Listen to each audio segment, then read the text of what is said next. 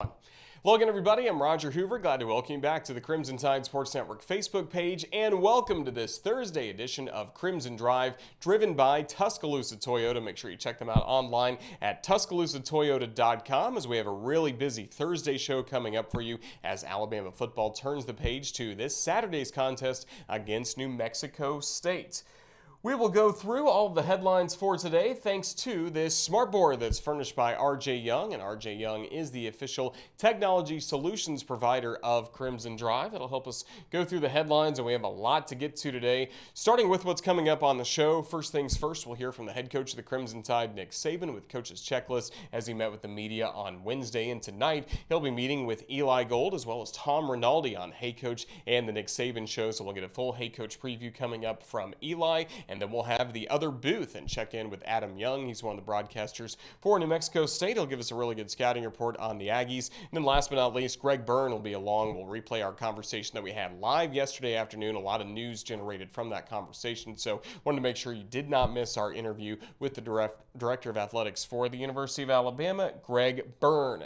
Football team really busy getting ready for Saturday's game against New Mexico State. 11 a.m. is the kickoff time at Bryant-Denny Stadium. That means our radio airtime is 8 a.m. and you'll hear Eli Gold talk about who on the crew is delivering breakfast for us coming up on Saturday. So stay tuned for that in our head coach preview. The Aggies, Alabama's opponent again, the final non-conference opponent of the year, 1-8 on the season, but this is a group that does have some talent. They are joining Conference USA in the future. Alabama defeated them 62-10 last time they faced off in 2019. That was kind of early in the season. Now this year gets to face them later in the season. Speaking of early in the season, how about the men's basketball team? They've only played one game so far. It was a win against Louisiana Tech. That was a lot of fun on Tuesday night at packed Coleman Coliseum, packed student section. A really great night for Alabama basketball as Keon Ellis led with 18 points. We saw Jawan Gary win the hard hat for his double-double effort as well. Just great performance by the Tide. Wednesday, the great performances continued on the recruiting trail. National Signing Day as Alabama has a consensus top 5 class for 2021. And then Friday nights, getting ready for tomorrow. It's South Dakota State coming to town. The Jackrabbits, a team that won the Summit League a year ago. They are a traditional NCAA tournament team. Another great test for Nate Oates and the Crimson Tide coming up tomorrow. Again, the time, 7 o'clock for the game tomorrow night. Our radio coverage will start at 6, and the game will be streamed live on SEC Network Plus. Women's basketball team, part of that doubleheader on Tuesday, had a dominant win against Charleston Southern, over 100 points in the game for Alabama, and Brittany Davis led the charge with a career-high 25 points, part of a double-double effort for Brittany. Great to see that. Great to see more wins for Coach Curry on the recruiting trail with National Signing Day, and now Sunday, Alabama gearing up for a matchup against the Tulane Green Wave at 2 o'clock. Radio coverage will start at 1:55, and that'll be also on SEC Network Plus, but Tulane, a very good team, typically in the top of the standings in the American Athletic Conference.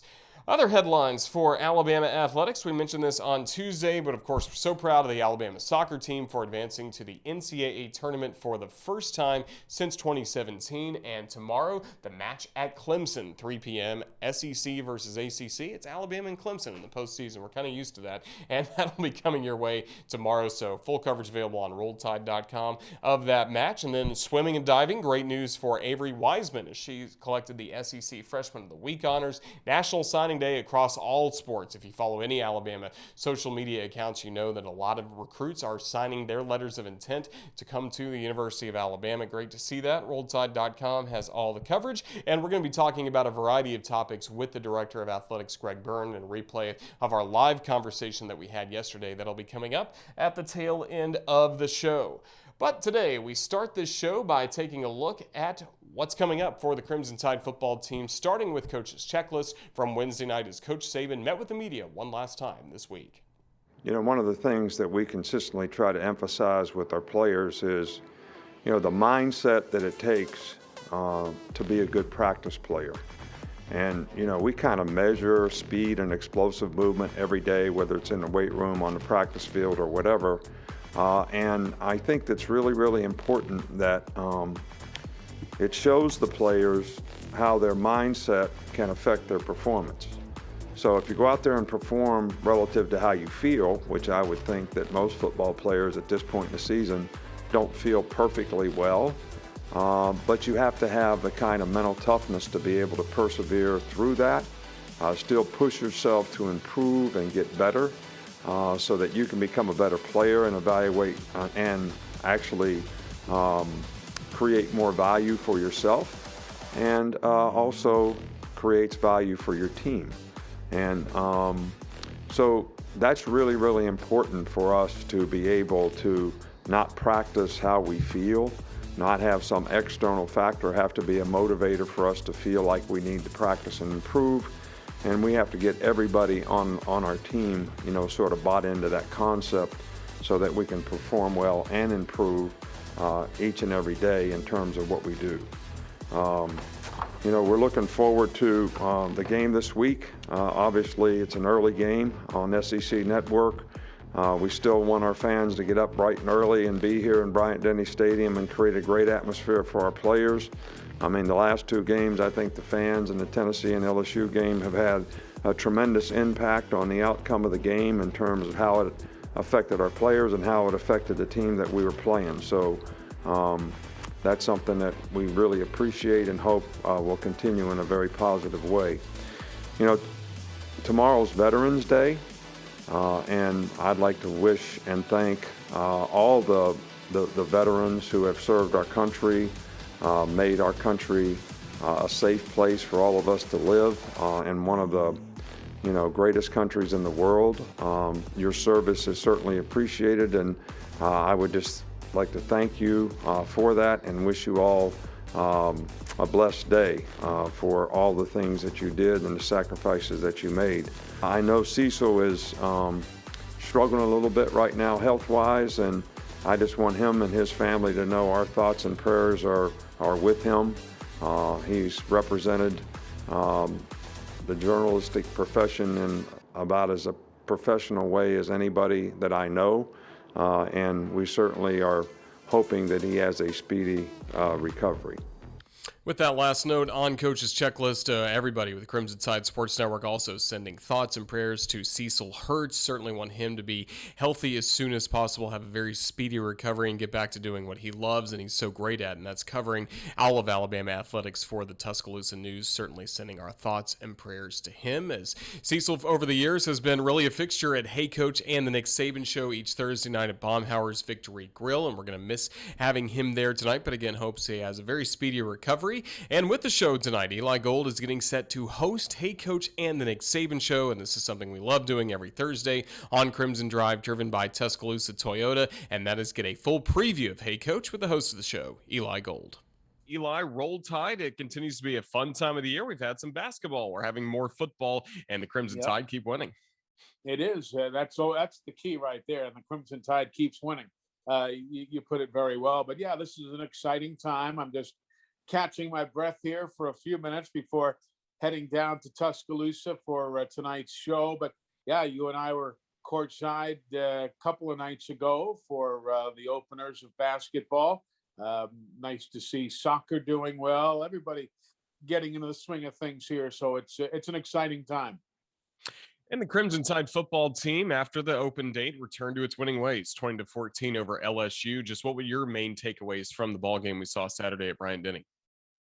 Well, the biggest takeaway was a W. It was not necessarily the prettiest game, but there were some individual performances that certainly were standouts, and obviously there were some elements that weren't the way you wanted to see them, and the coaches addressed all of that already this weekend. But the fact is, a championship team has to keep picking itself up off the canvas. It's rare that you just dominate and steamroll every opponent. Bama's done that in the past. Georgia's having that kind of a year right now. But more often than not, you have to pick yourself up like a heavyweight off the canvas and come back and throw some more jabs and throw that big punch. And that's what Bama has done. They didn't play exceptionally well in Gainesville. They found a way to win. This past Saturday, was certainly not the best that the Tide has played, but they found a way to win. And that's what you look for in a championship team. You mentioned some really great performances, and we saw that once again from Will Anderson Jr. And I know Coach Saban doesn't like to compare players. I won't ask you to do that either, but is he Right. continuing to get more in the conversation of the more disruptive defensive players you've seen in an Alabama uniform?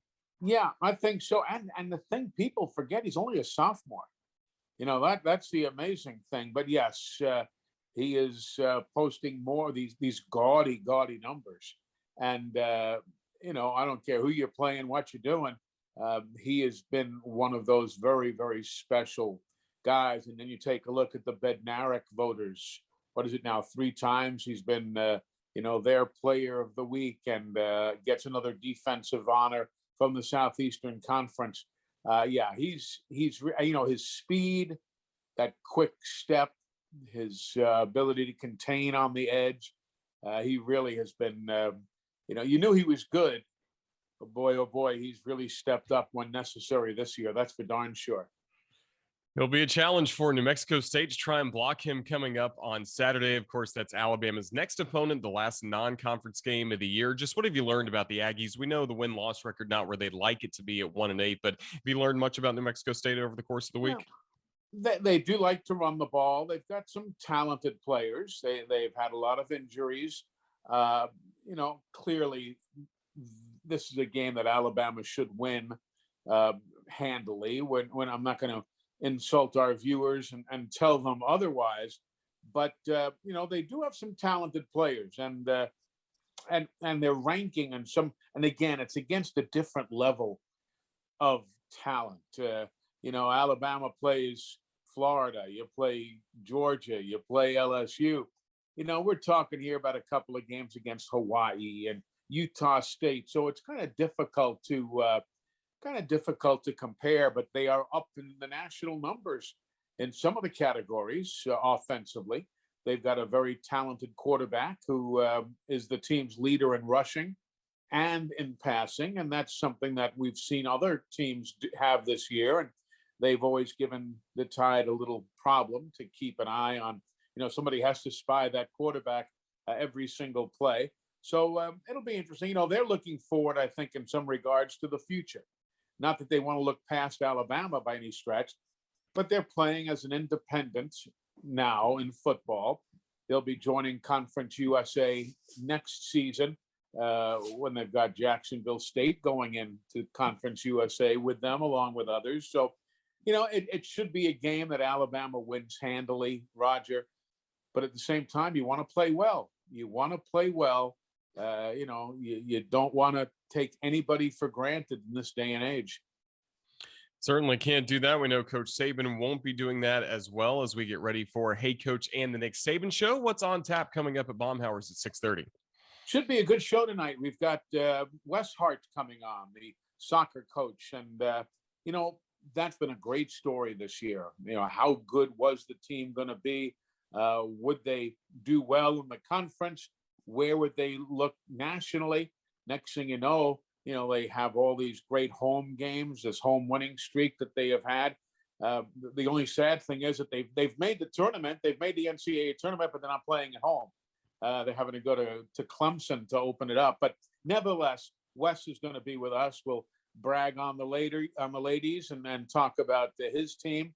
And then Tom Rinaldi is going to be with us as our media guest. Tom, of course, used to be with ESPN. He's now with Fox Sports.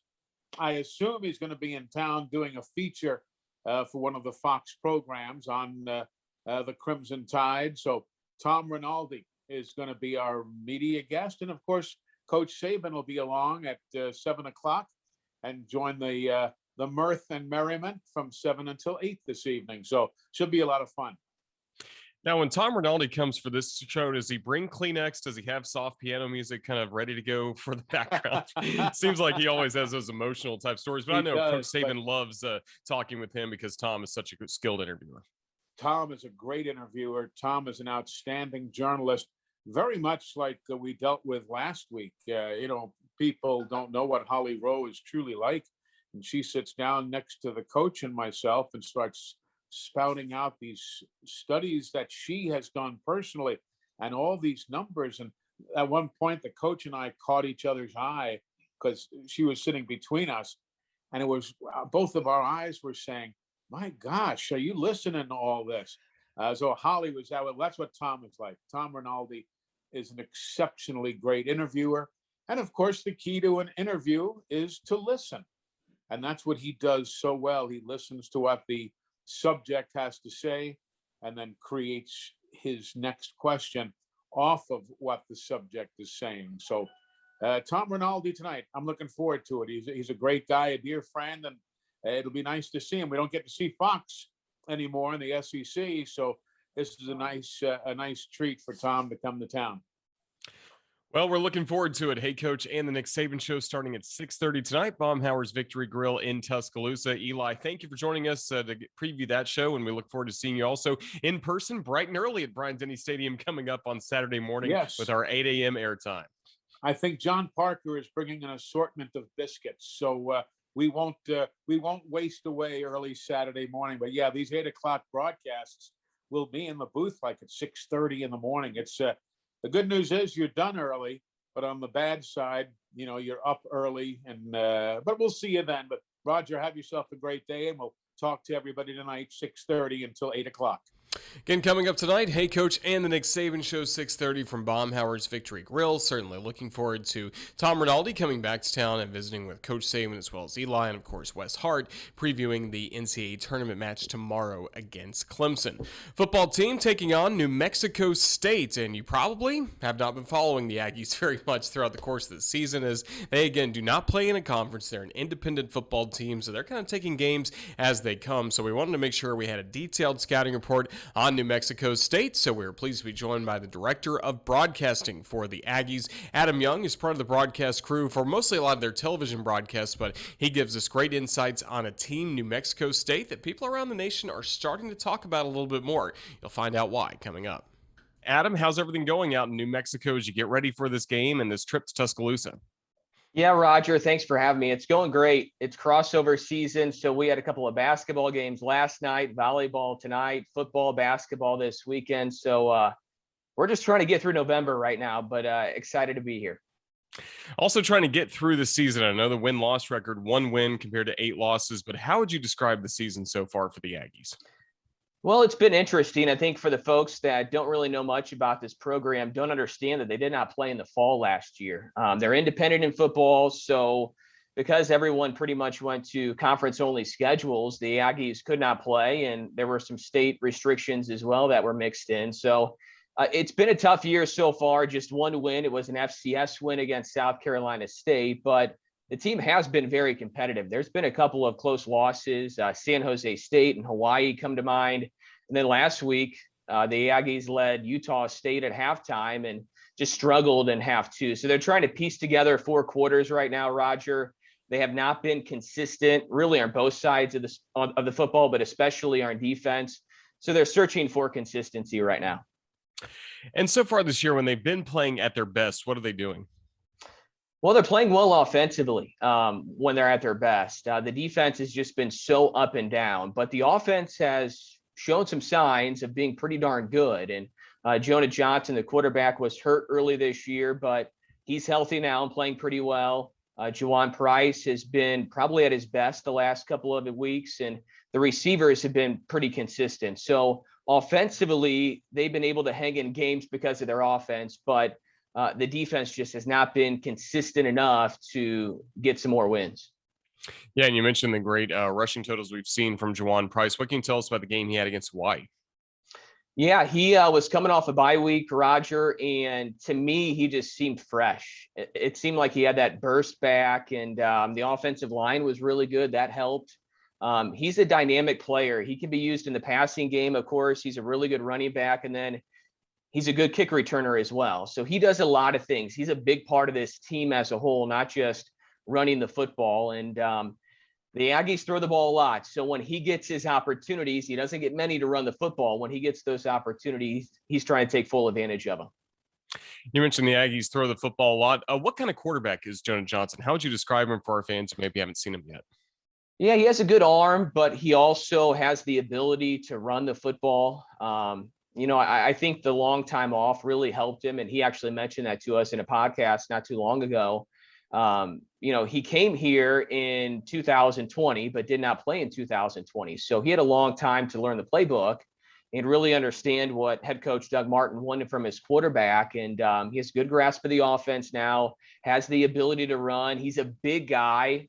Doug Martin actually coached David Garrard at East Carolina back in the day, and Doug has compared him to David Garrard a little bit. So he has a good stable of wide receivers. He's had a good couple of weeks. He had a wrist injury early this year, but he's healthy now, and he's starting to play pretty well. Who are the playmakers for New Mexico State on the defensive side of the ball? Chris Ojo's had a good year. Roger at linebacker was a great FCS player at Eastern Washington, was looking for maybe more exposure here at this FBS level. So he comes over and he's had a really good year in defense. Trevor Brohard, another linebacker, has had a good year as well. And then Cyrus Dumas in the secondary missed the first 3 games because of NCAA transfer rules. And then he's been back ever since, and he has a couple of interceptions this year, another takeaway and a fumble recovery. So he's having a good year. But, this is one of those games, Roger, and the players have talked about this all year. They're going to play Alabama and Kentucky in back-to-back weeks. So they're going to live in the SEC for 2 weeks. And for somebody at a group of 5 school, this is an opportunity to try to show coaches that they can play at that level, and they should have been recruited at that level. So, it's one of those games where you look at the lines, and of course it's an independent versus an SEC game, but these guys feel like they have something to prove. And I think Ojo and Dumas and Brohard in particular probably really feel like they have something to prove. Yeah, speaking of the matchup, Adam, between Alabama and New Mexico State, we saw this game a couple years ago in Tuscaloosa. It was early in the season compared to late in the season this year. But what were some of the big takeaways? What did the program talk about after that first game against Alabama back in 2019? Well, Doug Martin, the head coach, has talked about how it helps in recruiting. When you're independent, you kind of create your own schedule, and you are trying to fill slots here and there because it is tough to schedule as an independent. But if you're going in a household and trying to recruit a kid, when you tell them you're playing Alabama, that certainly, plays a big role. And you're telling them you're playing Alabama, Kentucky back-to-back weeks. That's a big deal. So I know the atmosphere was eye-opening in Tuscaloosa for the players, and I'm sure it's going to be the same way this coming weekend. And, they're trying to perform at a very high level and put some good tape together and, prove some people wrong.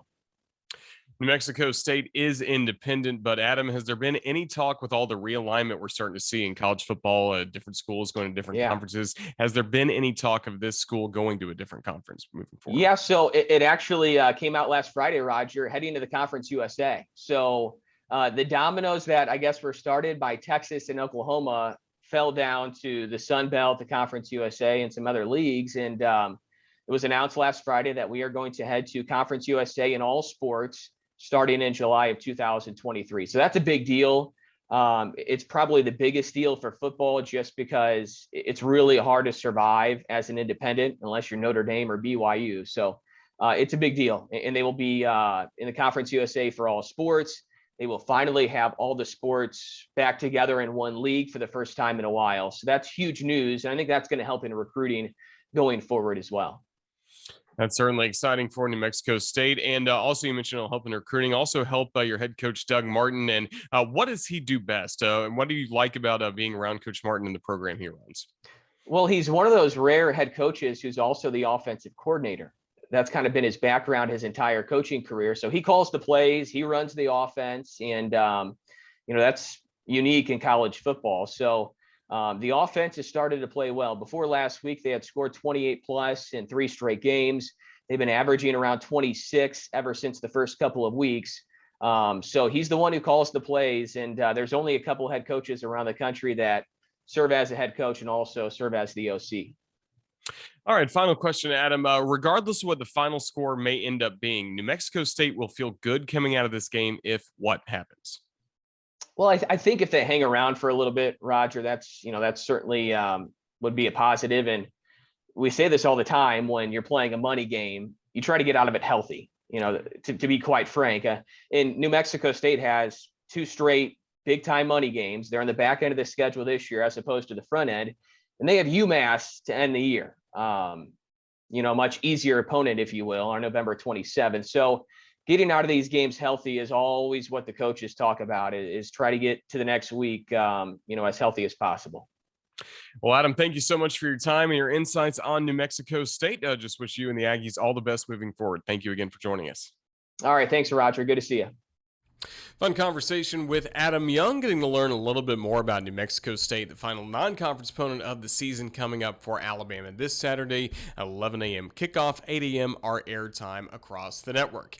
In case you missed it, yesterday afternoon, it was our monthly edition of Greg Byrne Live, as we always get to talk once a month with the Director of Athletics for the University of Alabama, Greg Byrne, and we had a lot to talk about in the wake of the Tuesday basketball games that we saw at Coleman Coliseum, taking a look at what's going on with this Crimson Tide football team, the game day experience at Bryant-Denny Stadium, and then just some other great news from all around Crimson Tide athletics. This was the perfect time to talk with Greg Byrne, so in case you missed it, here is that conversation with the Director of Athletics, Greg Byrne.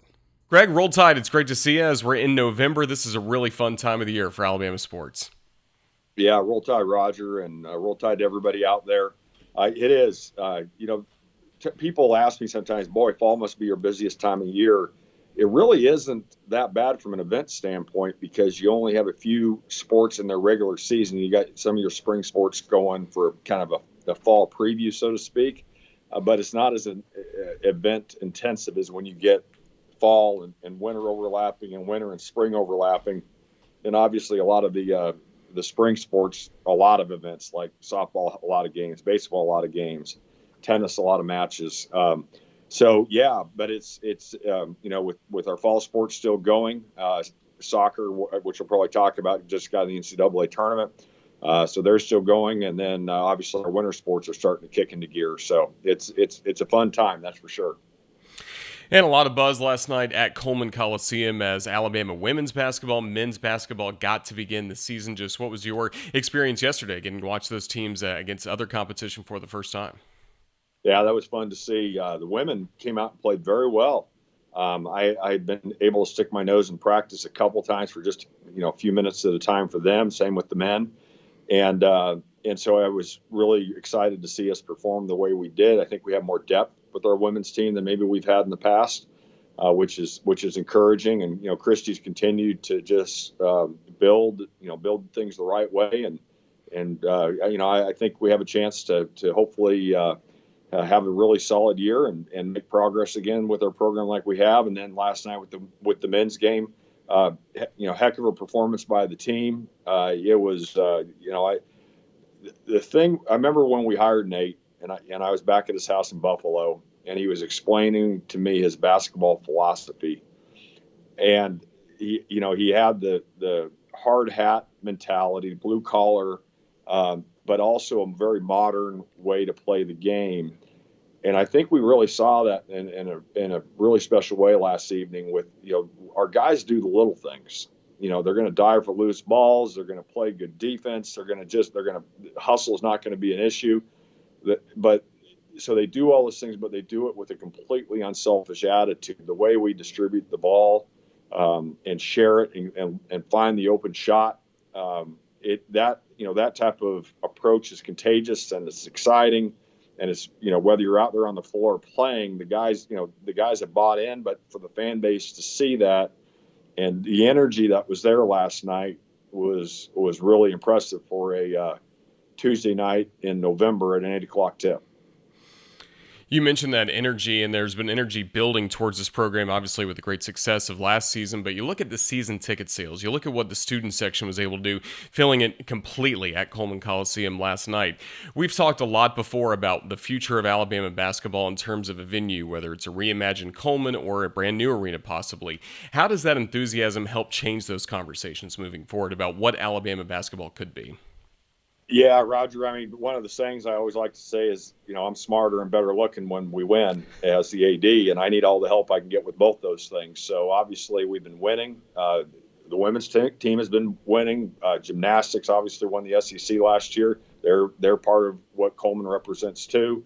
And now obviously with men's basketball having a very, very special year last year, Nate and his staff have done a wonderful job of embracing our community, our university, and then having success on top of that that gives you momentum, and that momentum is a wonderful card to be able to play. And so, as you can imagine, we've been we had our Crimson Standard 10-year plan. When we first started that, I said publicly that this is a starting point. Things will evolve and change. We put out there initially the renovation of Coleman, not saying that couldn't still happen, but at the same time too, as we went through COVID, I had to hit the pause button on some things for a while, understandably, just because we were in waters we didn't know where we were going to end up. And starting to come out of that, we've been looking at other options and just trying to understand what is that best path, what gives us the best path for our basketball programs, our gymnastics programs, the experience for our student athletes, and the experience for our fans. And so we have been doing that. We're going to continue to do that. I've said we are having some fundraising conversations. Those are ongoing right now, and we've been trying to, as you can imagine, trying to cultivate and identify the people. Sorry, Dr. Bell just tried calling through. I hate to decline his call, but I'll call him back as soon as we're done. We appreciate it. Yeah, exactly. And so, anyways, we're gonna see if we're fortunate enough to have some success in the fundraising side to look and do what's best for our program, whatever that may be. And we speak of the energy. One of the people that brought the energy the last few years was our late friend Fluff, Cameron Luke Ratliff, who we've talked a lot before. It was so sad when he passed away earlier in the spring. And last night we got to honor him at Coleman Coliseum. His family was there, and also a permanent memorial to Luke is now going to be in place at Coleman. What can you tell us about everything, the planning of that presentation? I know it was a very meaningful night for all of us that knew Fluff and, of course, all of Alabama fans. Well, the Ratliff family has been, for such a tragedy, for such a challenging time, they have been first class. And we've tried to let them know how much Fluff meant to all of us as a department and student athletes and as a community. And he did so much and made such a positive impact on so many people in such a short life, and brought energy and enthusiasm for our program that we needed to make sure we recognize that long term. We spent a lot of time talking about what that could look like and coming up with the permanent seat at Coleman, and then to have the president of the Crimson Chaos here going forward will be wearing a plaid sport coat as the identifier there. And it was something that Fluff was all first team Alabama men's basketball, but not only that, he was at women's basketball. I'd see him at gymnastics. I saw him at softball, but he supported our teams, and he was a great representative of what we wanted to be about and ask our students to support us in. And so it was a really nice recognition for the family. Brian Hodgson did a great job of helping orchestrate it with the family. We all have our Fluff stories, and I think the first time I ever met Fluff was the night, I'll talk about it now publicly, the night he wore the FBI coat on the sideline, or when one of our marketing interns, I think it was his freshman year, selected him as the student that was going to go out on the floor and shoot free throws of whatever the sponsorship contest was. And I was sitting there and on my phone talking to whoever I was talking to, and I see this good-sized kid come out on the court with an FBI coat on, and whoever I'm talking said, "I got to go," and hung up on them and ran down and said. And by this point, the contest was over, and it takes a lot to get me, fired up. And even then, I'm sure I didn't raise my voice or anything, but I just said, "What are you doing?" And so, we kind of all laugh about it now. But that was Fluff's personality, and he wanted to, get people engaged and involved and have a lot of fun, and we are forever better because of Cameron Ratliff, and we're a better program, and we're going to make sure we remember that for many, many years to come. Very well said. And of course, he loved football as well. I know he would have loved the game day environment we've seen the last couple of home games against Tennessee and against LSU. We spent a large portion of our last interview back in October talking about the game day experience at Bryant-Denny Stadium and things you were working on with your staff to help improve for our fans. Just what can you tell us about the progress that's been made with the Tennessee and the LSU games and what you hope for the next couple of weeks?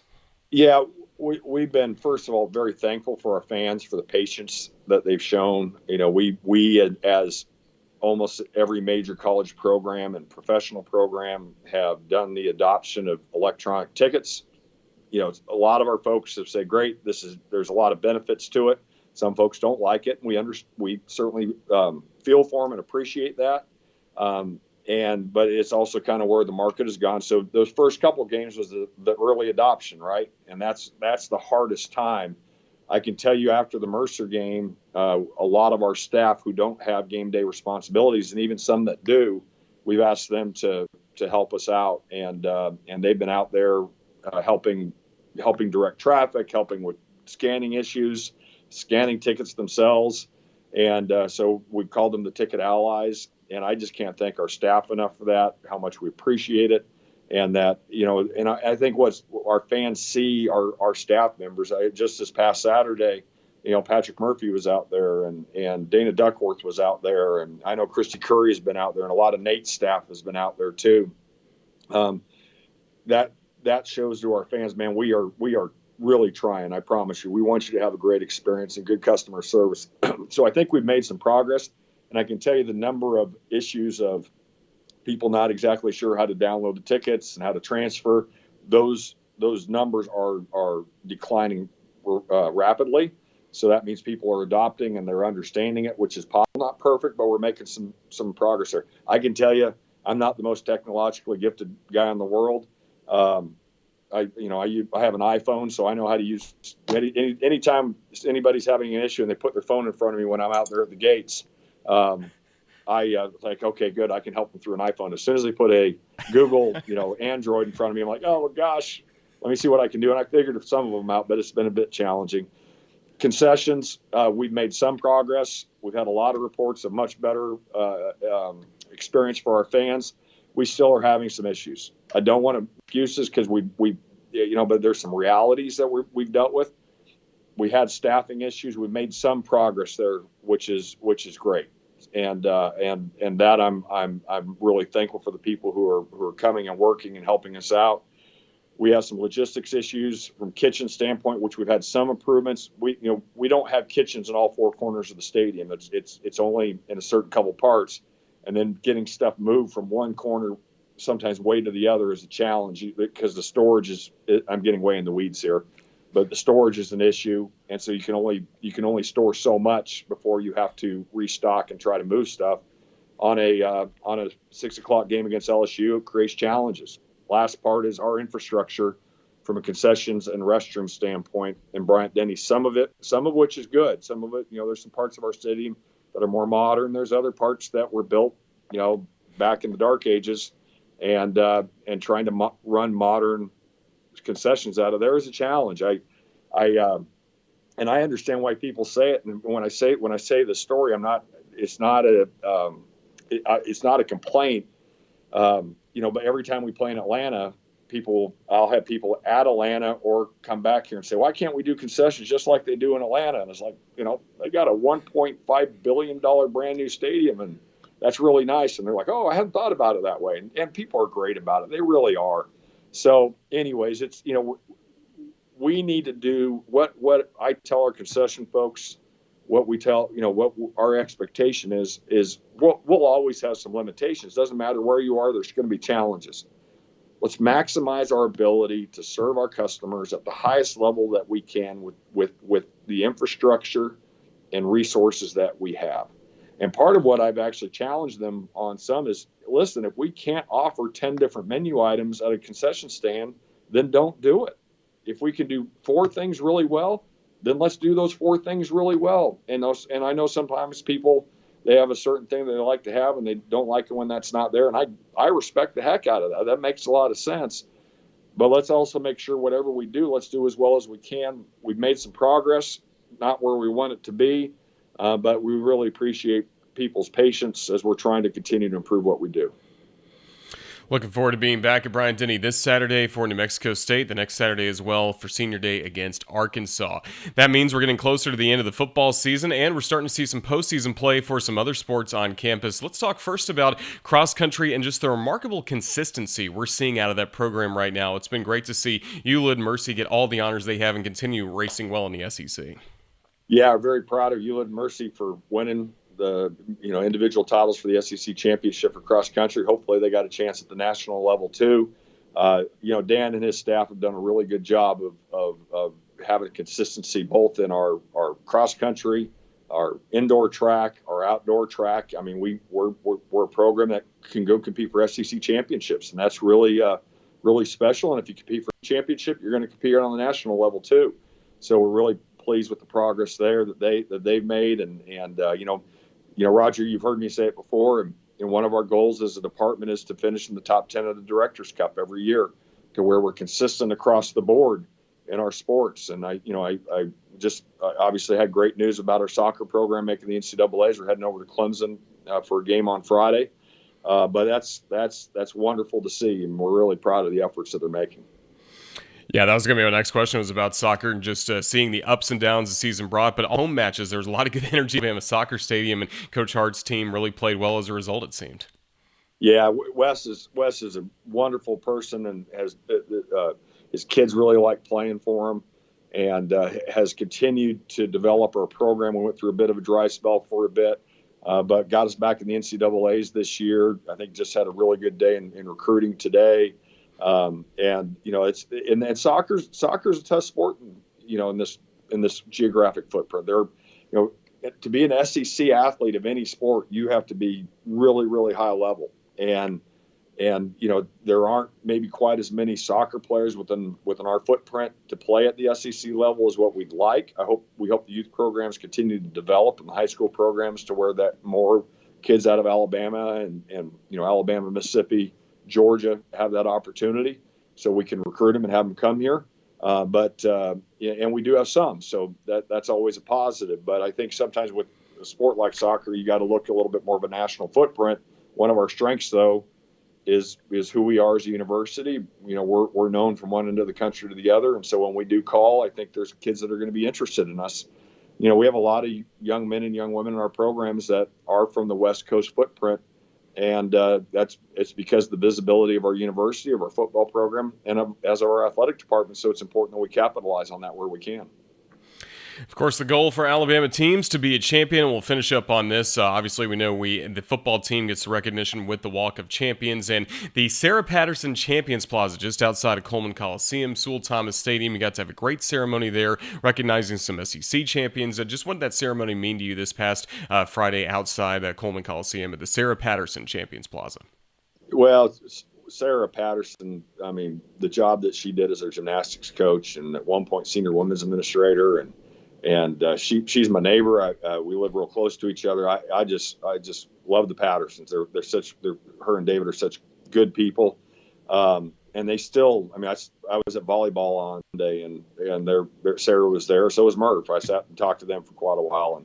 And, she just was such an incredible leader for our department, but continues to support in the way that she does in such a positive way.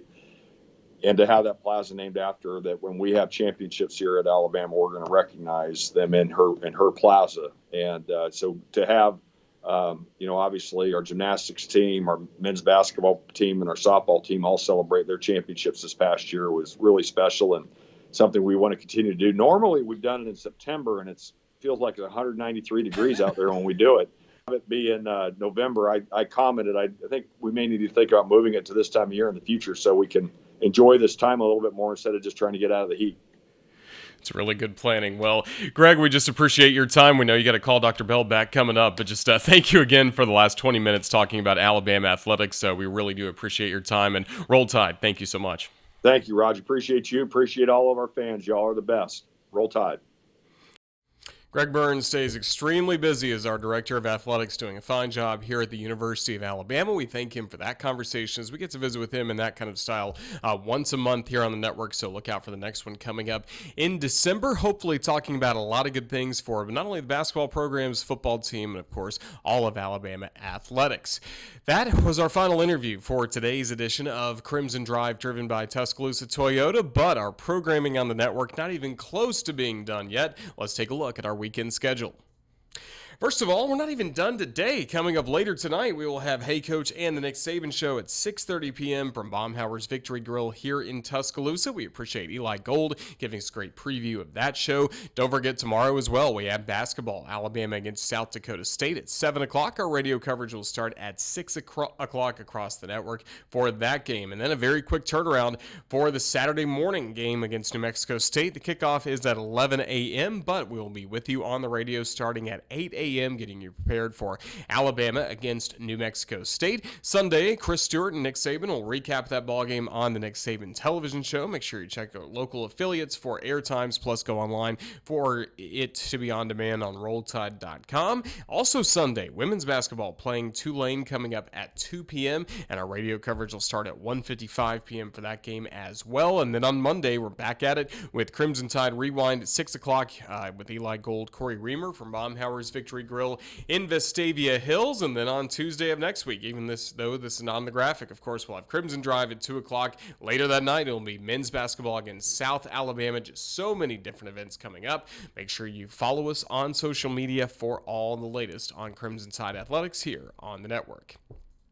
It's going to wrap up this edition of Crimson Drive, driven by Tuscaloosa Toyota. Make sure you check them out at TuscaloosaToyota.com. Thanks to Eli Gold for previewing Hey Coach. Thanks as well to Adam Young for his scouting report on New Mexico State. And thanks as well to the Director of Athletics for the University of Alabama, Greg Byrne, for that detailed conversation on Alabama sports. Thanks as well to our producer, Ethan Carabin, putting all of this together. And thanks to you for watching. For everybody with the Crimson Tide Sports Network, this is Roger Hoover signing off for now. But again, we have a busy weekend coming up, and we're glad to have you with us across the Crimson Tide Sports Network. Roll Tide, everybody.